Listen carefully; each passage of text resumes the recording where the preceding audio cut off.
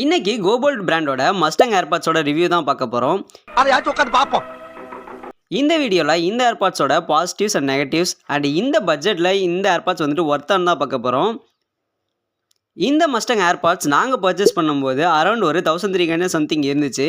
இப்போ நீங்கள் இதை பர்ச்சேஸ் பண்ண போகிறீங்க அப்படின்னா இதோட ப்ரைஸ் வந்துட்டு இன்க்ரீஸ் ஆகிருக்கலாம் ஆர் டிக்ரீஸ் ஆகிருக்கலாம். உங்களுக்கு இந்த ப்ராடக்ட்டோட லிங்க் வேணுனாலும் நான் வந்துட்டு உங்களுக்கு கமெண்ட்டில் பின் பண்ணி வைக்கிறேன்.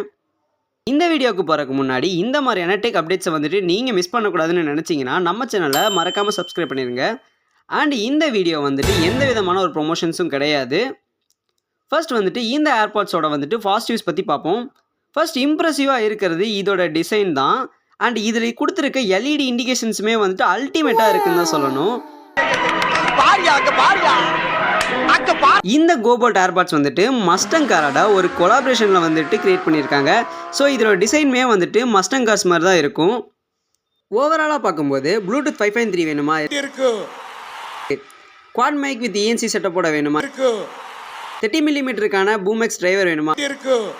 இதோட ஃபிட்டிங்குமே உண்மையாகவே நான் பார்த்த மற்ற ஏர்பாட்ஸை விடவுமே பெட்டராக இருக்குது. ஏன்னா நான் ஆக்சுவலாக வந்துட்டு ஒரு சில ஏர்பாட்ஸை வந்து ட்ரை பண்ணியிருக்கேன். அது எல்லாமே வந்துட்டு ட்ராவலிங்லேயும் சரி ஆர் வந்துட்டு நான் வந்துட்டு ஏதாவது ஒரு ஆக்டிவிட்டி பண்ணும்போதும் சரி வந்துட்டு என்னோடய இயர்லேருந்து வந்து ட்ராப் அவுட் ஆயிரும்.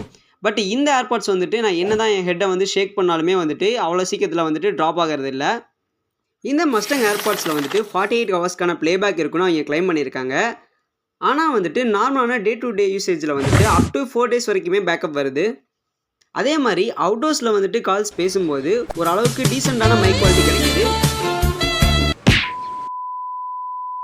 அண்ட் நெகட்டிவ்ஸ் பார்த்தோம்னா ஃபர்ஸ்ட் இதோட பேஸ் வந்துட்டு ஓரளவுக்கு டீசெண்டாக இருந்தாலும் பேஸ் இருக்கும்போது இதில் இருக்க வோக்கல்ஸ் வந்துட்டு ரொம்பவே கம்மியாக இருக்குது. இது வந்துட்டு எனக்கு கொஞ்சம் கடுப்பாக இருக்குது. ஏன்டா கத்துற என்னன்னாப்பா? ஏன்னா வந்துட்டு மியூசிக்கில் இருக்க பேஸ் தான் வந்துட்டு ஒரு பூஃபர் மாதிரி வந்துட்டு சவுண்ட்ஸ் அதிகமாக இருக்குது. அவங்களோட வாய்ஸ் வந்துட்டு ரொம்பவே டிக்ரீஸ்டாக இருக்குது. ஆனால் இதில் ஒரு நல்ல விஷயம் என்னென்னா இந்த பேஸ் கால்ஸ் பேசும்போது கம்மியாக தான் இருக்குது, வாய்ஸும் கிளியராக தான் இருக்குது. ஆனால் நம்ம மேக்ஸிமம் மல்டிமீடியா கன்சியூம்காக தான் அதிகமாக ஏர்பாட்ஸ் யூஸ் பண்ணுறோம் அப்படிங்கிறத நம்ம மைண்டில் ஞாபகம் வச்சுக்கணும். நீங்கள் வந்துட்டு ஸ்விக்கி ஜொமேட்டோவில் ஒர்க் பண்ணுறீங்க ஆர் வந்துட்டு அதிகமாக கால்ஸ் பேசுவீங்க அப்படின்னா உங்களுக்கு இந்த ஏர்பாட்ஸ் மேபி செட் ஆகலாம். இந்த பேஸ் ப்ராப்ளம் மட்டும் இல்லைன்னா இந்த பட்ஜெட்டில் வந்துட்டு இந்த ஏர்பாட்ஸ் வந்துட்டு ஒரு டீசெண்டான ஏர்பாட்ஸாகவே இருந்திருக்கும். அப்போ 600 நீங்கள் இந்த கோபோல்ட் மஸ்டங் ஏர்பாட்ஸை ட்ரை பண்ணுவீங்களா ஆர் வந்துட்டு வேறு ஏதாவது ப்ராடக்ட்டோட ரிவ்யூ உங்களுக்கு வேணும்னாலும் கமெண்ட் பண்ணுங்கள். And keep your supports for Bytes தமிழன்.